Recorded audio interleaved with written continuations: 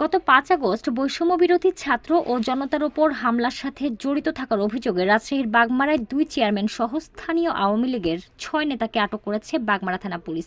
আটককৃতদের রবিবার আদালতের মাধ্যমে জেল হাজতে প্রেরণ করা হয়েছে। বাগমারা থানার পুলিশ জানায়, গত ৫ আগস্ট বৈষম্যবিরোধী ছাত্র ও জনতার ওপর হামলা ও নিয়মিত মামলা সহ ওয়ারেন্টভুক্ত আসামিদের শনিবার রাতে নিজ নিজ এলাকায় অভিযান চালিয়ে আটক করা হয়। এর মধ্যে উপজেলা শ্রীপুর ইউনিয়নের সদ্য ক্ষমতাচ্যুত চেয়ারম্যান মকবুল হোসেন মৃধা এবং অজ্ঞাত মামলায় ঝিকরা ইউনিয়নের চেয়ারম্যান রফিকুল ইসলামকে আটক করা হয়।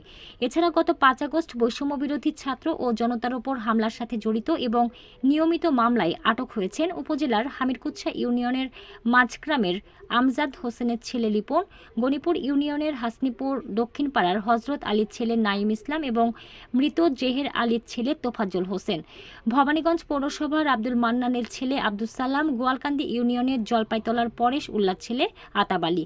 এ ব্যাপারে যোগাযোগ করা হলে বাগমারা থানার ওসি তৌহিদুল ইসলাম বলেন, গত ৫ আগস্ট ভবানীগঞ্জ বাজারে বৈষম্যবিরোধী ছাত্র জনতার ওপর হামলার অভিযোগে ওয়ারেন্টভুক্ত ও নিয়মিত মামলায় ৭ জনকে আটক করা হয়েছে।